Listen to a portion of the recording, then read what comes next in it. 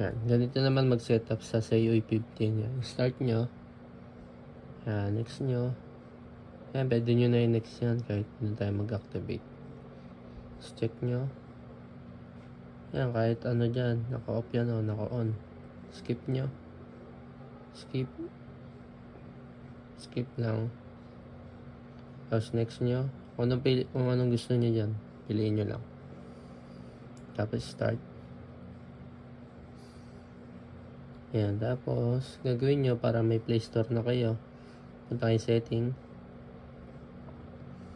Tapos apps.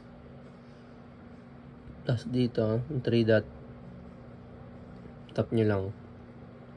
Yan, makita nyo. Google Basic Services. Tap nyo yan. Tapos on nyo. Yan. May makita na kayong Play Store. Tapos, bago kayo, reboot, connect muna kayo sa Wi-Fi. Yan. Connect muna natin. Tapos, pag may internet na kayo, back kayo, punta kayo ng advanced features. Tapos, spoofing.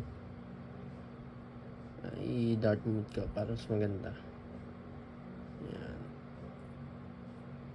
Yan. Pag napunta na kayo sa spoofing, tap nyo lang to. Update play integrity. Yan, may lalabas naman dito. Tapos, cancel nyo muna. Tapos, tap nyo tong update game props.